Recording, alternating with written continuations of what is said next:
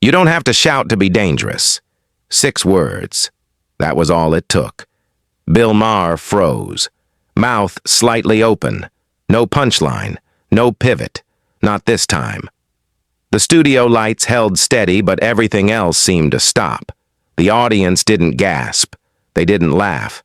They didn't move. It wasn't silence. It was judgment. A kind of stillness you feel more than hear. The camera panned across Bill's face. A blink. A swallow. His hand twitched on the desk as if searching for a cue card, a lifeline. But there was nothing. Not even the familiar crutch of a chuckle. Behind the camera, a crew member shifted. Just a half step back. Not away from the set, but away from her.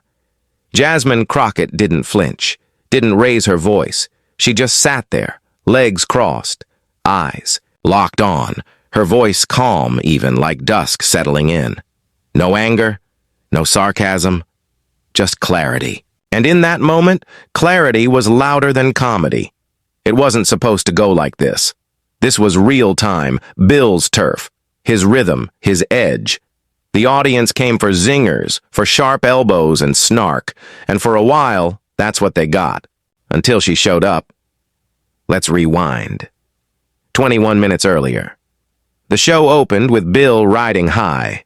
He'd just come back from what he called a comedy field trip, Bakersfield, California. A Trump rally. He was grinning, eyebrow cocked. Turns out, he smirked, those red hats? Funnier than I thought. One guy said he wants to deport his microwave because it doesn't speak English. The crowd laughed. The kind of laugh that pads. Discomfort. That fills space where the truth ought to be. Then he turned to her.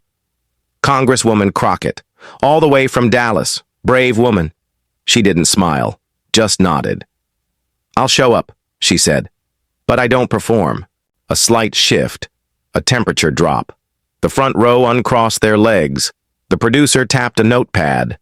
Bill moved on, cueing a teaser clip. Him at the rally, sunglasses, khakis, laughing with red-hatted folks. Signs in the background. The caption, "Can't we just laugh again?" But TikTok had already flipped it. Someone added audio from a woman screaming at an Asian American journalist, "Go back to where you came from." Not at Bill, but he was there. Smiling, the clip went viral, and now Jasmine was across from him. Not to argue, not to roast, but to listen. And when she spoke, it wasn't an attack. It was a reckoning. If talking means laughing along, she said, then no, we're not talking. First hit, no volume, just wait. Bill shifted, trying to diffuse. Come on. Isn't it better to engage than cancel? We need these conversations. Crockett didn't blink. Is talking the same as clapping? The jokes vanished. This wasn't sparring. It was a mirror. She turned slightly, not toward the audience, not for the camera. Just real. Last year, she said, a student in Fort Worth found a note in his locker. 2 words. Go back. Not screamed, just typed, folded, left with his books. Bill opened his mouth. Maybe to interrupt. Maybe not. She kept going. The teacher didn't write it. Didn't stop it either. Just kept teaching. A pause. That's all hate needs. A little space, a little silence. Bill leaned in, prepping a retort. She raised a finger. Not to scold, to pause. And it worked. Power, she said. Doesn't always wear a badge. Sometimes it smiles at the wrong moment. Stillness again. Even the control room waited. The producer signaled for break. The red light blinked. Bill chuckled nervously. You're brave. But isn't this a little dramatic? Jasmine exhaled. If someone screams and you laugh, who does your bravery serve? Then it happened. 15 years of live television. For the first time, Bill Maher broke eye contact, looked off stage, and that's when everyone knew. This wasn't a segment. It was a shift. The teaser clip hit social by Wednesday night, edited short, lighthearted. Bill grinning at a rally, but TikTok wasn't having it. Someone slowed it down, Added piano, zoomed in on the flinch of the journalist. Caption, she flinched. He smiled. By Thursday, Jasmine's name was trending. A quote surfaced from an old campus speech. If you don't challenge the room you're in, don't call it courage, call it comfort. Bill's team reached out, polished invite. Let's talk. She replied, I'll show up. But I don't perform. Those 7 words spread like wildfire. I don't perform trended. YouTube commentary, late-night whispers. Something was building. Friday, show day. Outside the studio, signs, protesters, fans. One read, neutrality is a privilege. Truth is a duty. Backstage, the makeup artist asked Jasmine if she wanted a touch-up. Let them see, she said. I didn't come to shine, I came to reflect.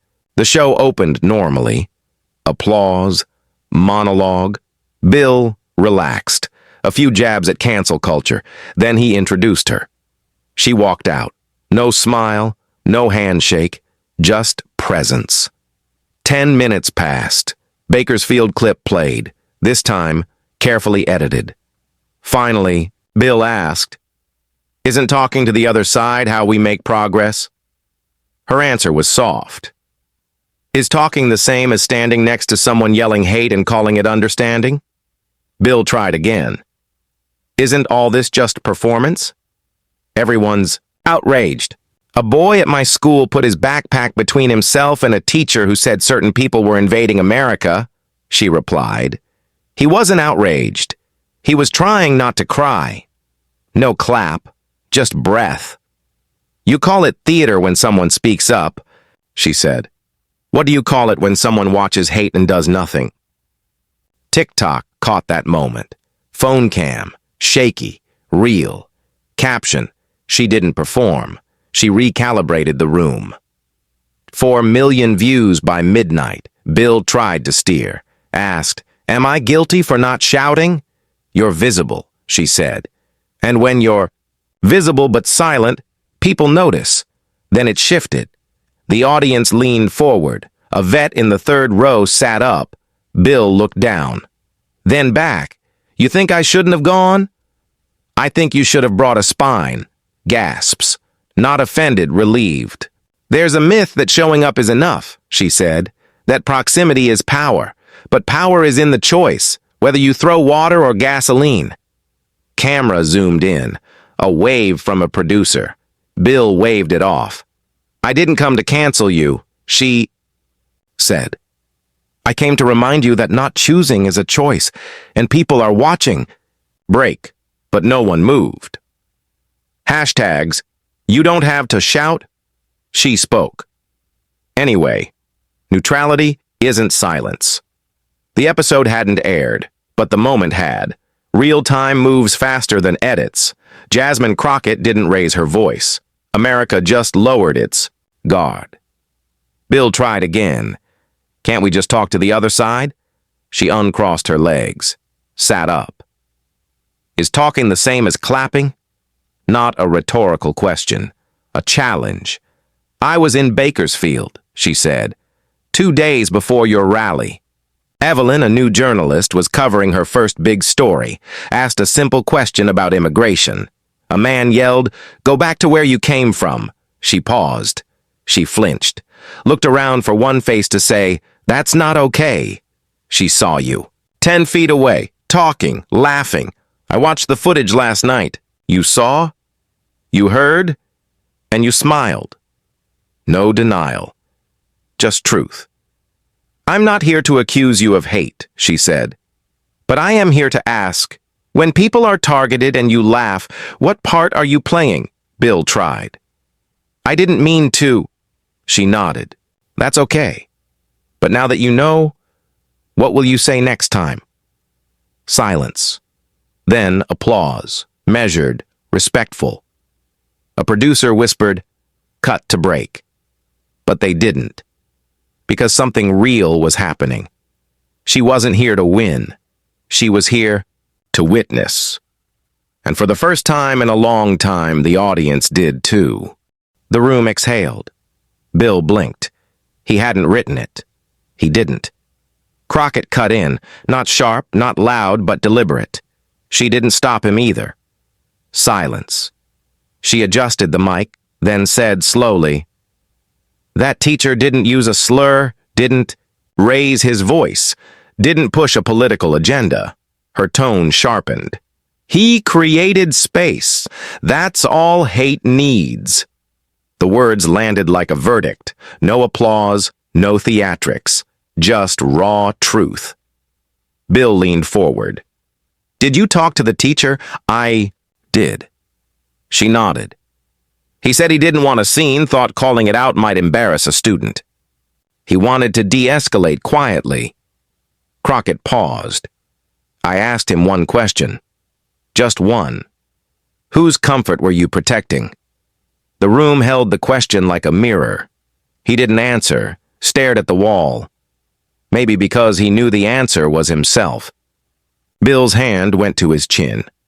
"Not performative, just reflex," she continued. "We tell ourselves silence is neutral, that staying quiet means staying out of it. But silence never stays neutral. It takes a side."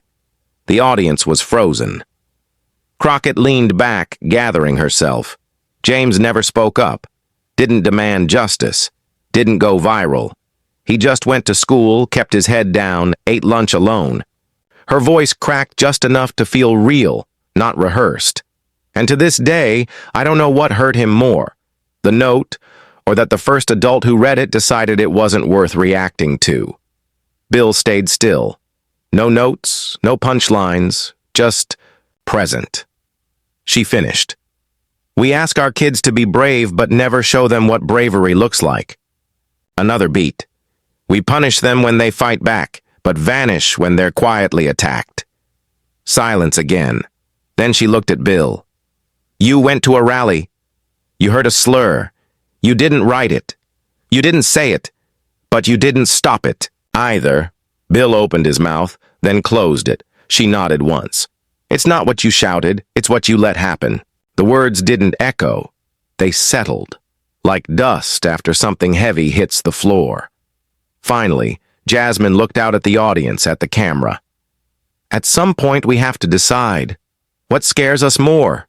Speaking up? Or being remembered for staying silent?" She turned back to Bill. "James won't remember what that note said. He'll remember who watched him hold it and looked away." Bill Maher tried to recover. You saw it, not just on his face, but in how he shifted in his chair. Fingers, tapping the armrest, that half smile that usually bought time. But tonight, time wasn't on his side. He leaned in, laughed tight, unconvincing. "You're brave," he said to Jasmine. "But isn't this a little dramatic?" Meant to deflect, reset the tone, bring the room back to something lighter. Crockett didn't blink, didn't lean in, didn't soften. She simply said, "If people are yelling, 'Go back,' and you laugh, who does your bravery serve?" No applause. Didn't need it. Something shifted again, not in words, but weight. For the first time in 15 years, Bill looked off stage for help. A nearly invisible glance toward the control booth where the producer stood, hands raised, ready to call a break. But no break came. The moment held itself, the air thick, not tense like anger, but heavy with truth long ignored. Cameras kept rolling. Crockett didn't flinch, let the stillness sit. Then quieter, for the room, not the mic. You built a career calling out hypocrisy, mocking left-right extremes. But when real harm appears, you don't mock it.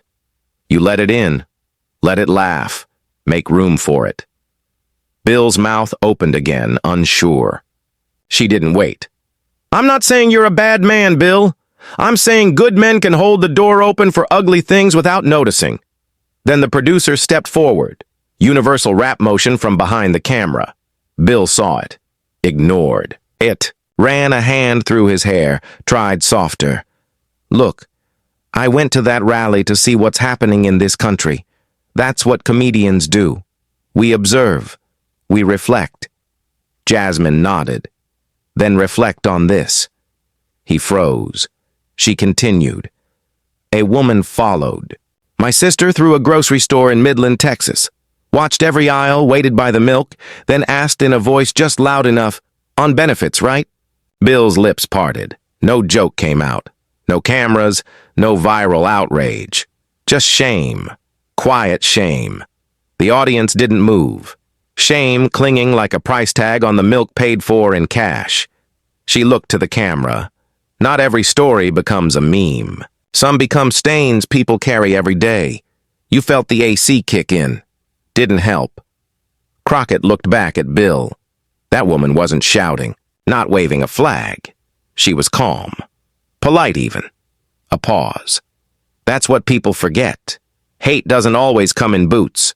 Sometimes it's cardigans and polite questions. The audience finally breathed.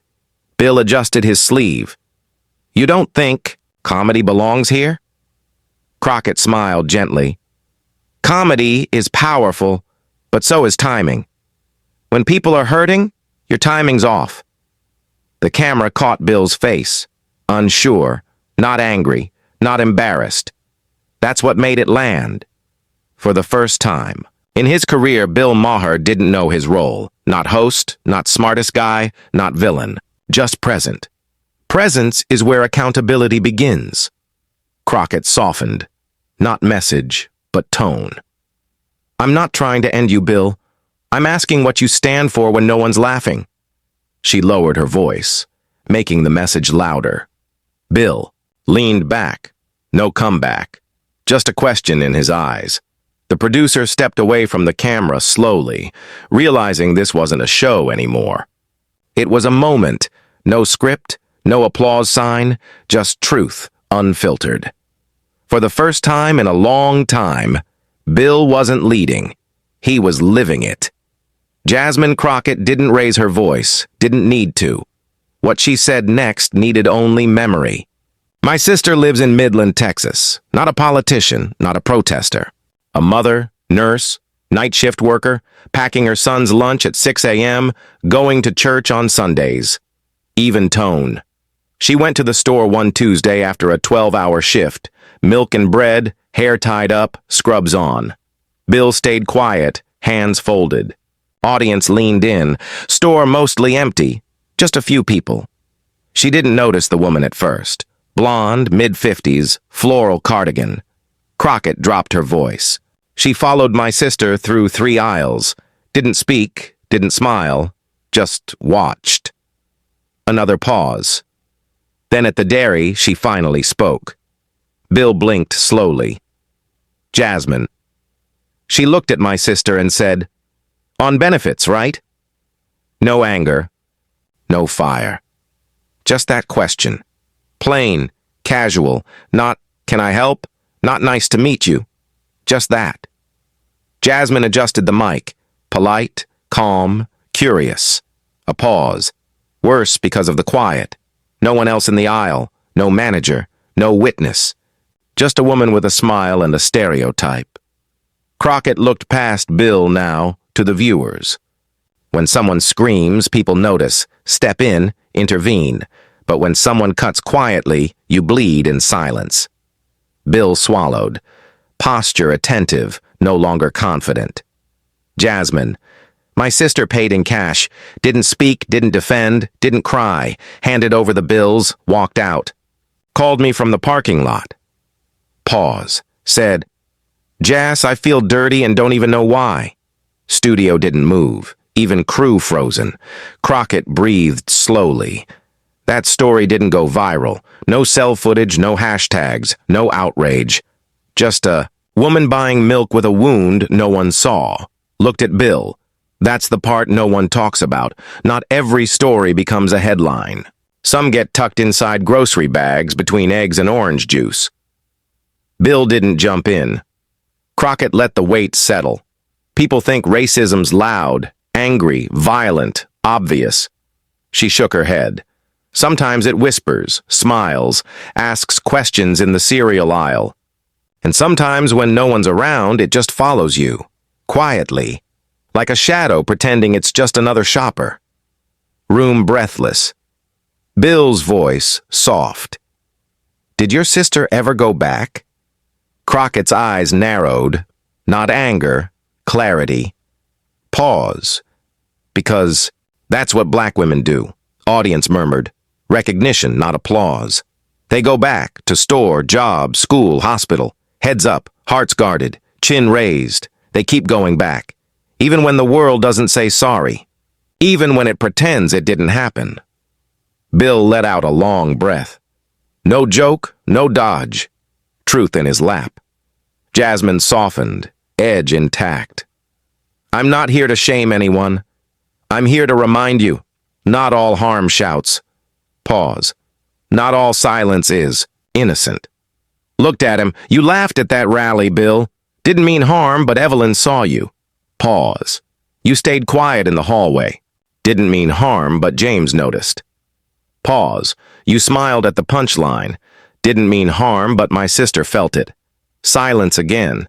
Then, intent doesn't protect people. Actions do. Lights didn't change, but something did. Air heavy, not just weighty, honest ask ChatGPT.